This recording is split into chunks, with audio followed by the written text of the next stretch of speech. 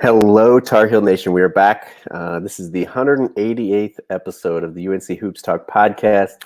So glad you're joining. Finally, some positive stuff to talk about. And unfortunately, too much too late or too little too late, however that saying goes. We are here with one game remaining on our schedule, regular season schedule.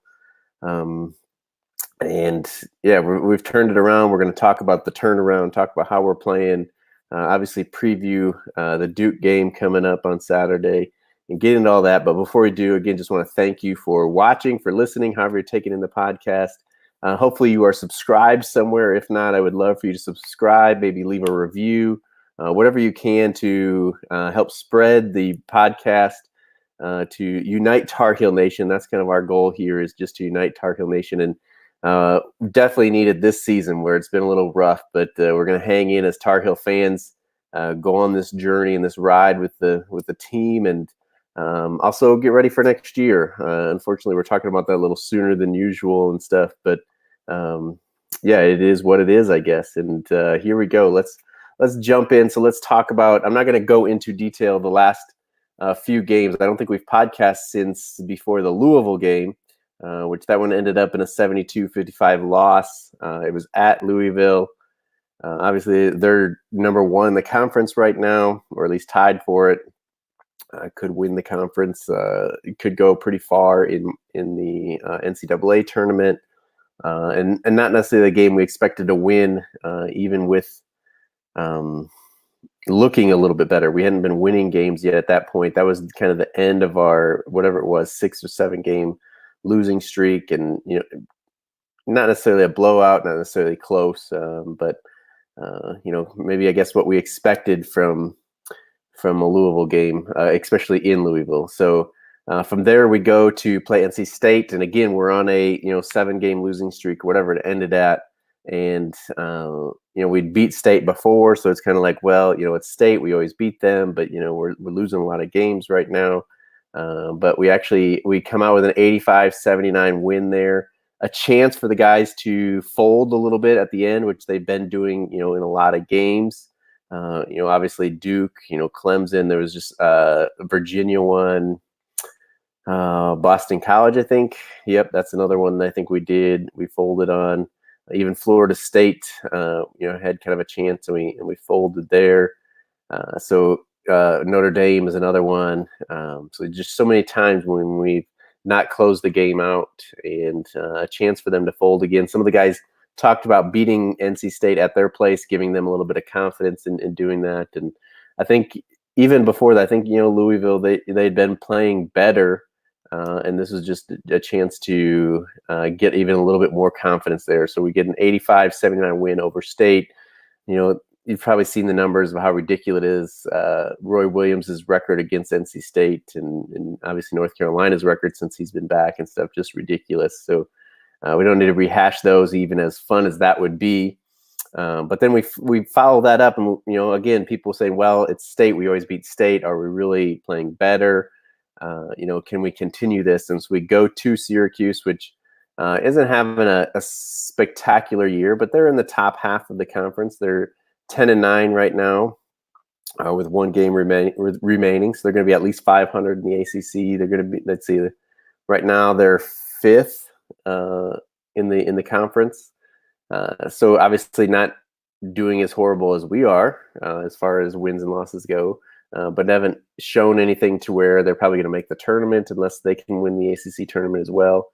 And we go in there and like Roy Williams has done as well, controlled their zone, got into the middle, knocked down shots, which, again, Roy Williams will always say, you look better when the ball's going in the basket, which was definitely the case. We knocked it down, especially the second half. 3-pointers were very proficient. Cole Anthony knocking down a lot of threes in the second half. I actually missed the second half of this game. I watched the first half when we were looking good, so I kind of followed on my phone, and there was moments where they got it down. It's like, okay, what are they going to do here? And obviously, watching on the phone and Gamecast doesn't update as often as you'd like, or is kind of behind. So I was kind of texting with people and looking on Twitter and kind of staying up to date as well. But they hold off the Orange, get a 92-79, and that's just crazy. Now, North Carolina State, we score 85. Syracuse, we scored 92.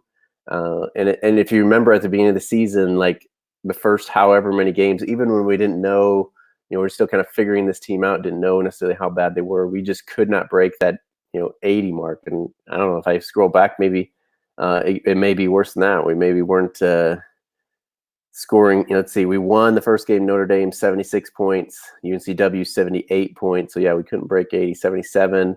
Even against these Gardner Webbs and Elons, 75 points, Alabama 76 points.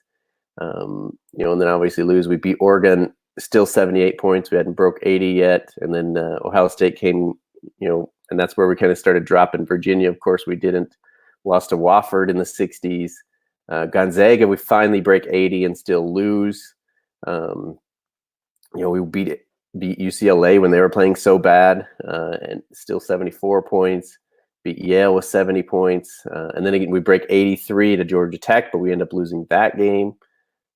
It was just crazy how we couldn't score. And if you just remember some of those droughts we had where we would go, 17 minutes, 11 minutes, whatever it was in different games without scoring. And now here, we scored 85 against North Carolina State. We scored 92 against Syracuse in their zone.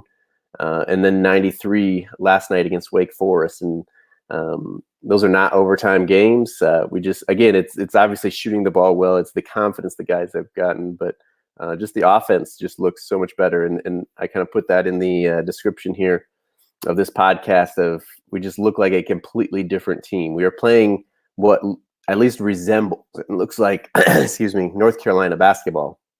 It's just amazing the difference from the beginning of the year to now. And it's been hashed out. We're not going to go through all of them, but the injuries had a big effect.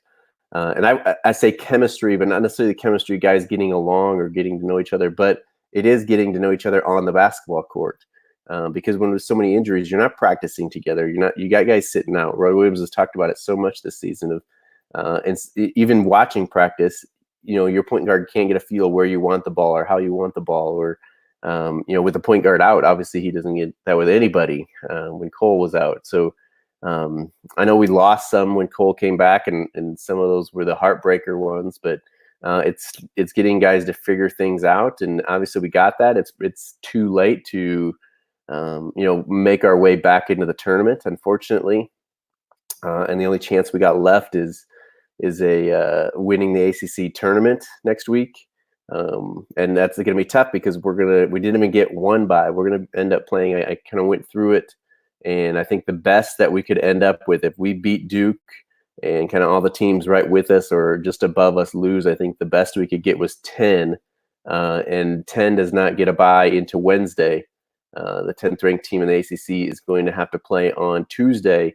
And that's kind of thanks to Georgia Tech. Well, thanks in quotations. Georgia Tech has withdrawn their appeal for their probation and for their postseason ban this year. So they will not be playing the ACC tournament. Obviously, no other postseason as well, because usually it is.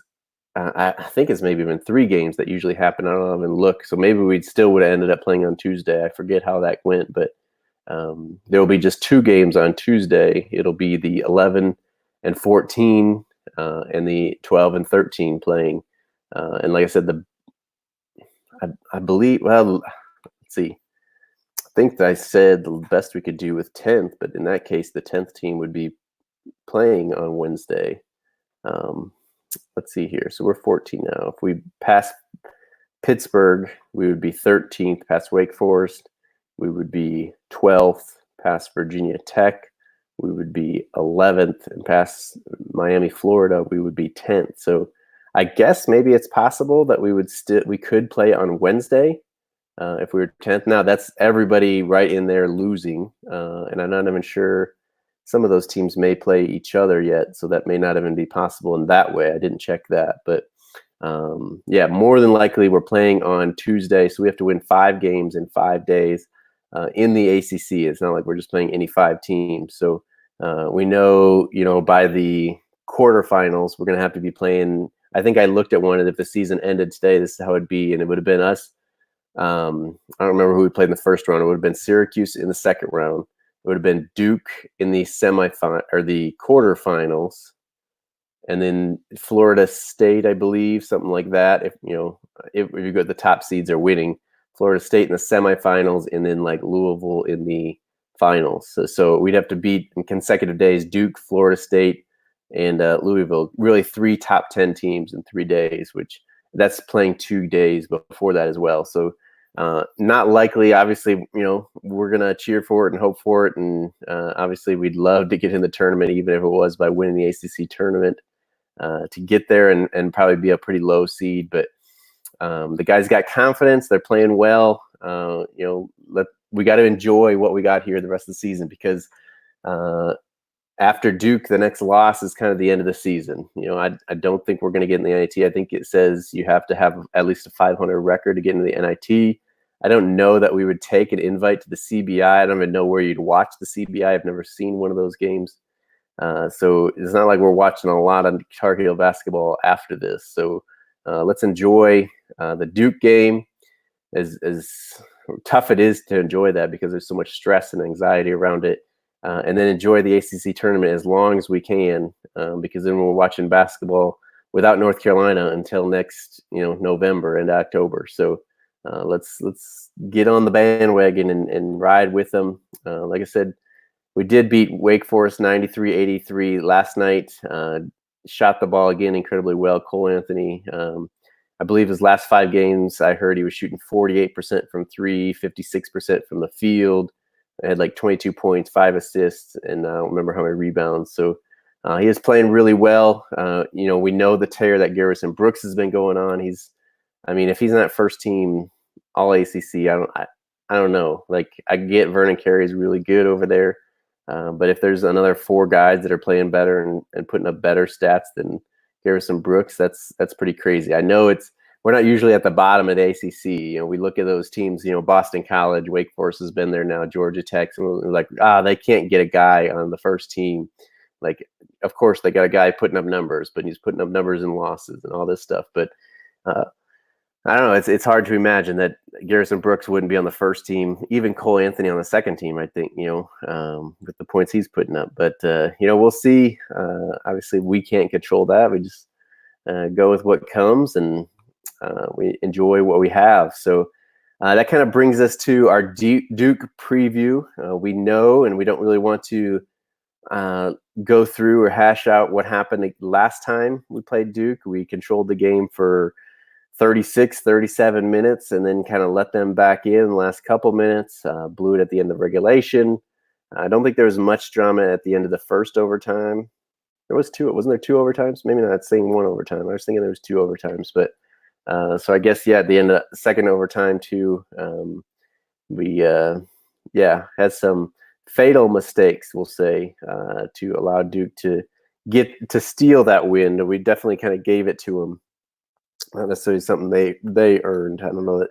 Obviously the play off the missed free throw, and for Trey Jones to hit the jumper was pretty crazy. But then the second one, they didn't really do anything. Obviously the non-call and play tech there to give Duke the ball back was not anything that Duke did besides foul us and not get called for it, I guess. But and then, they just shot up an air ball, and Wendell Moore was there to put it in. But obviously, we're in Durham now this time. Senior day for Duke, but that doesn't mean a whole lot because they probably don't have any. I'm guessing Delorier, he's got to be somewhere close to a senior, right? I think O'Connell is still a junior. Jack White, he's probably a senior by now as well. So they have probably a couple of seniors, but pretty meaningless to this team. Even though they do get some minutes, it's all pretty much Vernon Carey and Trey Jones putting up all the numbers. And so hopefully, Cole Anthony can control Trey a little bit. I don't think he put up big numbers against us last time as far as points. Defensively, he can still affect the game. And then if between Baycott and Garrison Brooks, if they can at least limit Vernon Carey, we know he fouled out early. And that's almost what turned it around last time, is we were controlling the game with him in it, and he was the only one scoring. And then without him, became a lot of Trey Jones and Stanley chipped in a little bit more. So, if they can control him or, again, get him fouled out, anything like that, and gives us a little bit better chance. I don't think you can just say, oh, yeah, North Carolina's going to win this. I think you can say we can play with them. I think it can be a very close game that anybody can win, or Duke kind of controls us and wins that way. I don't really see us controlling the whole game and finishing it out that way, like should have happened last time. Somebody, I don't remember where I heard this. It must have been an Inside Carolina podcast, but maybe Shrill McMillan or something. We've had a double-digit lead, 10 points plus, in like 8 of the last 11 games played at Durham. So it's possible we get up by 10 again. It's happened. Of course, not with teams with this record for North Carolina, but we can. I think we can play with them. I think we could we could be ahead most of the game, but I think there's going to be a run. It's going to be a close game at the end. Or I think the reverse, where Duke kind of controls the game and maybe they win by 13, 16, something like that. But yeah, hopefully the guys put up a fight. Obviously, it's a Duke game, so there's going to be the hype. There's going to be the excitement, the anxiety for us fans going through and watching that.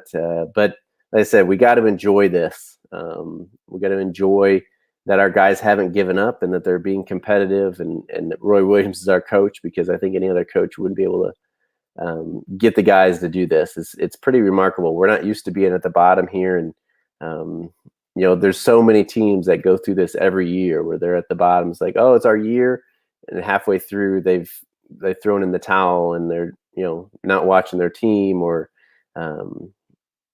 the guys on the team have kind of given up, and you can kind of see it, and they're not competing and playing hard and stuff like that. So we got to appreciate, even in the losses that we have here, I think we got to appreciate what our guys have done, and that they haven't given up. And we still got a lot of talent. Like I said, it's going to be hard to win 5 games in 5 days.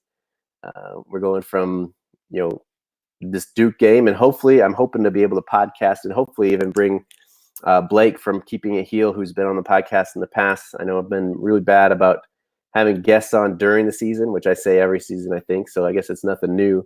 But hopefully get Blake from Keeping It Heel after the Duke game, Saturday, Sunday, somewhere in there, maybe even Monday before the ACC tournament comes, and kind of preview that ACC tournament, and also just kind of take a look back at the season as far as North Carolina is concerned, and how we got to where we were, and how we got to where we are now, and just, I guess, relive it, as bad as that sounds, but maybe that'll help us not have to do it as much after the season. Then we'll get into podcasting, obviously, about the ACC tournament, and then about the NCAA tournament. And we will keep podcasting about the NCAA tournament. Maybe the numbers will be down. Hopefully you'll still watch or listen about that. But, we'll have a bracket challenge like we always do for the listeners of the podcast. We'll take a look back at a look ahead, I should say, to the NCAA tournament. And as we go through the weekends, we will take a look at how our predictions went for that, and the good games that have happened, the good games coming up, and who's going to win it all, and stay with the tournament in that way. So I hope that you'll continue. Like I said, I hope that you're subscribed wherever you're listening to this. We are available, Apple Podcasts, Stitcher, Spotify, really any podcast that has, or any podcast app, or anywhere that podcasts are, we're kind of there, as well as being on YouTube. I usually stream live on YouTube when I do it, and it doesn't look like we got any comments there today, but if that's a place, if that's something you'd like, I don't do it regularly enough or at a specific time to tell you, but if you subscribe on YouTube, you should get a notification. Maybe you have to hit the little bell. I don't know how YouTube works all the time, but hit that little bell and you get a notification that we're going live, and that means we're podcasting at that time. You could jump in and make comments and be a part of the conversation in live time. But even if you can't, you can connect with me on Twitter and Instagram, probably the most places I communicate with fans or with other Tar Heel fans. It's at All Tar Heel Dan on both of those.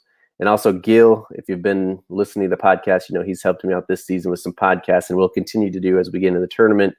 At Yogi Gil on Twitter, follow him, and get him in the conversation as well. But I guess that's about it. Wraps this up. We'll see. There's still a couple of games tonight. that have to be played that will affect teams, at the bottom here, to affect where we kind of land as far as our seeding in the ACC tournament. And then obviously this weekend as well, it's Friday, Saturday games that will affect our seeding and see where we end up, and I guess when and where we play and who will play in coming rounds of the ACC tournament. But it's what we got to look forward to, and we got to rally together, rally around this team, and make a run, at least scare some people that we could steal a bid and get into the NCAA tournament. That would be pretty fun. As down as people were or have been on our season here, if we could get into the NCAA and steal a bid there, that'd be pretty funny and pretty fun for these guys. You think of the transfers, the grad transfers, Pierce and Keeling, especially as well as Keeling's been playing lately. If they pretty much came because they wanted to play in the tournament, and now of course they're not going to. But if we could steal a bid, get them into the tournament, and get them that, it'd be pretty cool for those guys. And obviously B-Rob at his senior year, the only year we're going to have Cole Anthony. But we'll break down the Duke game hopefully over the weekend, and kind of look at the season as it was for Carolina Tar Heels, and look ahead to the ACC tournament as well, because by then we will know where we're seated, who we're playing, and all that stuff. So I hope you'll stay with us and keep listening and watching and uniting Tar Heel Nation, as I said before. That is all I got for you today, though. Until next time, go Heels.